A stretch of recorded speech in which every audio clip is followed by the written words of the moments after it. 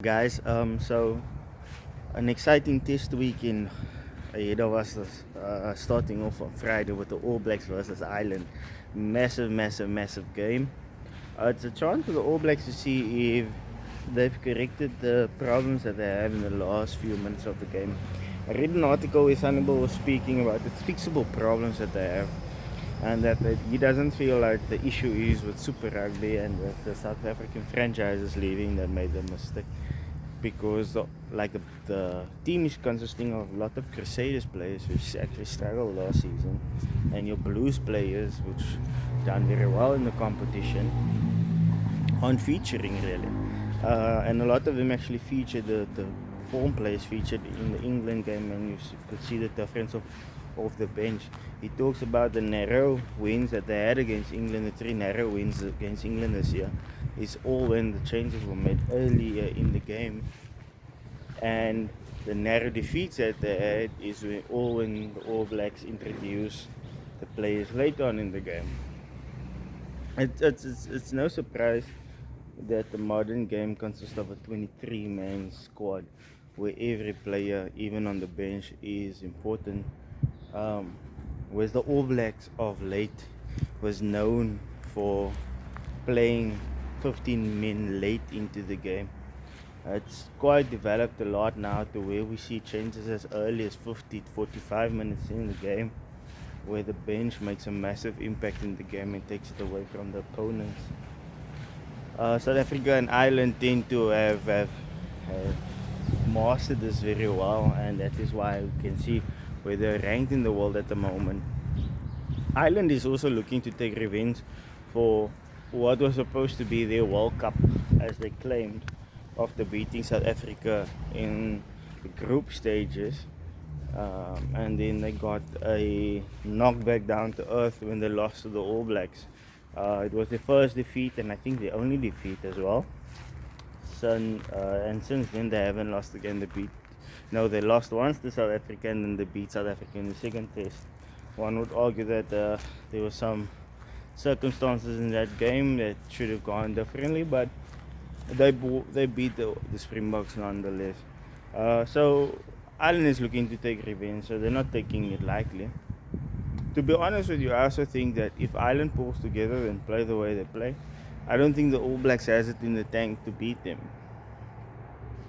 Against England, I haven't seen anything that the All Blacks are producing that stands out like the All Blacks from old. They're not feared, they're easy to play against, they attacking going forward. All Blacks will always be All Blacks, they'll always be great, but they give you something to play at, and that is the issue that they have.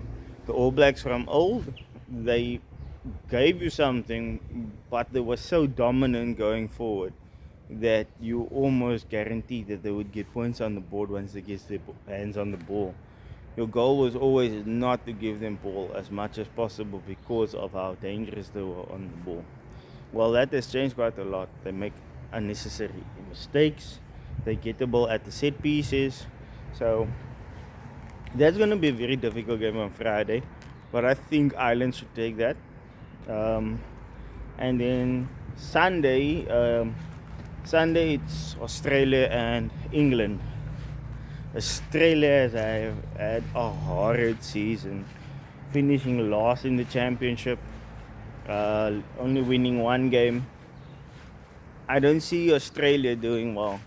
I don't see Australia beating England. The performance that England put up against the All Blacks showed that they're very disciplined. Australia doesn't have strong scrum. They don't have amazing lineouts. They have poor discipline. And defensively they're horrible. Argentina exposed them when they went to go and play there. So I would say England quite comfortably in that game. And then South Africa is playing on Sunday against Scotland at Murrayfield. Also another good game. I don't know if South Africa will be able to win the game, but I think it's going to be very close. South Africa has a lot of new faces, not new faces in the squad, but it's not your typical guys. South Africa is basically going through a transition, and I like the way they're doing it. They're introducing new guys with the established guys, so it's making it quite easy for them to bring the guys through. I think Scotland will be a good test because Scotland is good in the set pieces, but the difference between South Africa and Scotland is the bench. Usually, when South Africa has a bench, the bench that they tend to bring on is much better. If you look at professionally, also Scotland has two big major teams that's playing um, in the URC. South Africa has four, and then you have a lot of Currie Cup teams as well. So Scotland, pound for pound, is hitting above the weight, and that's understandable why Scotland doesn't have extreme depth like the other teams would have. But nonetheless, Glasgow Warriors are the defending champions of the URC, so they should do well. Like Scotland always does against South Africa, it's a close, hard battle. They don't step back, they don't bow down to anyone.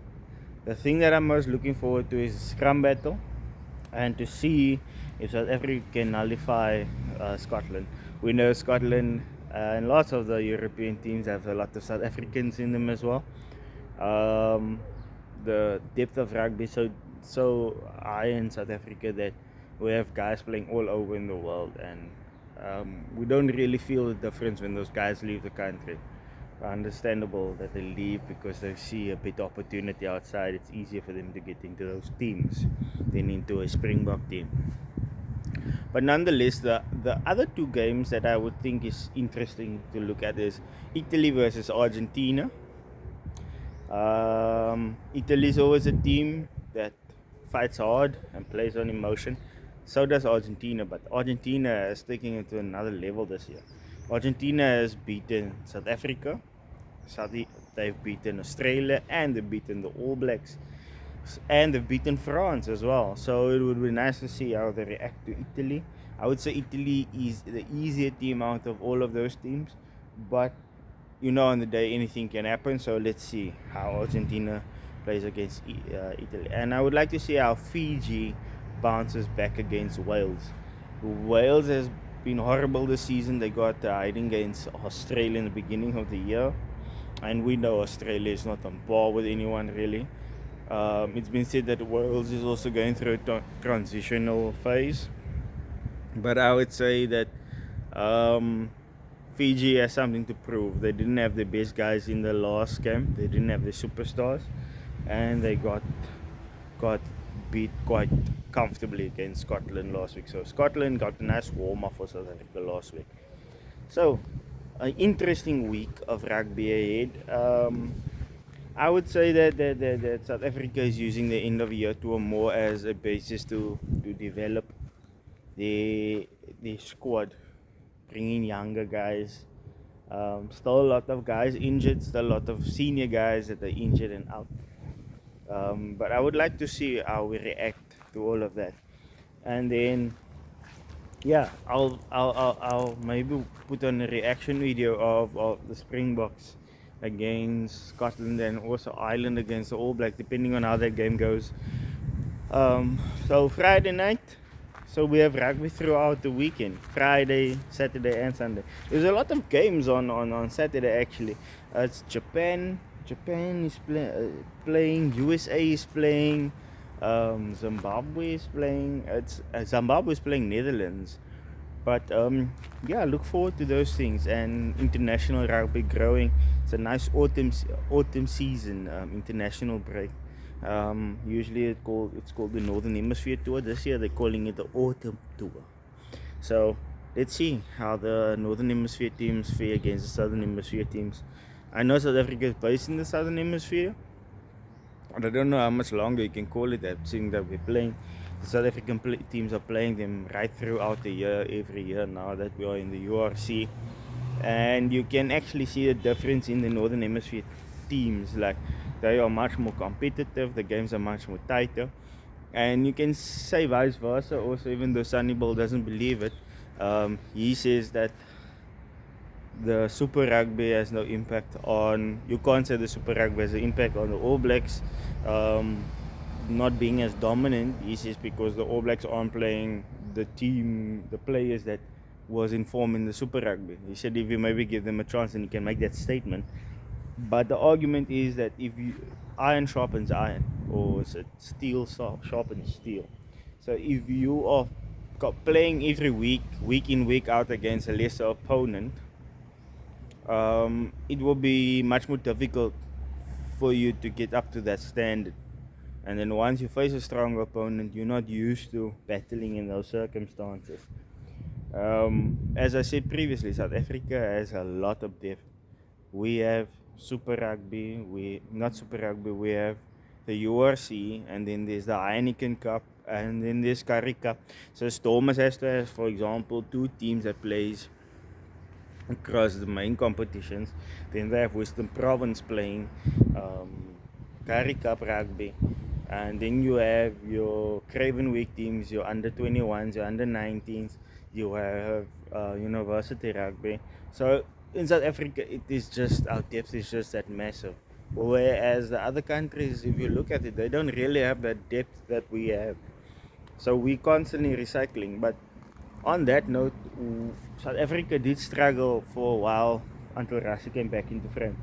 But we struggled not knowing our identity. We struggled in the sense where South Africa tried to play running rugby like the All Blacks. They tried to be a brand that they want, and we don't develop players in that way in South Africa. Rashi came back and he gave them their identity, he reminded them what their identity was, and that is why we're dominating scrums, and that is why we're decent in our lineouts and defense. That is what we bank on.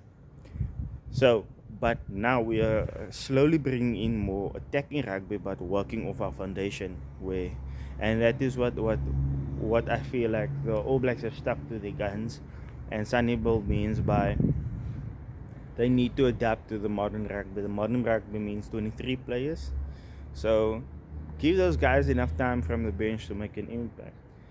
I don't know what to say about Australians. I don't know where their rugby is going. I don't know what to do. Their rugby is been falling steadily for the past 10 years. I won't say Australia has been a dominant force. They haven't been doing well in Super Rugby. They haven't been doing well in international rugby and international tournaments as well. So I don't know how they're going to turn things around there and what they're going to do to change the things. But Australia has a lot of issues and big problems. But I'm looking forward to this weekend. And yeah, please subscribe to the channel, leave a comment, and let me know what other content you would like to see.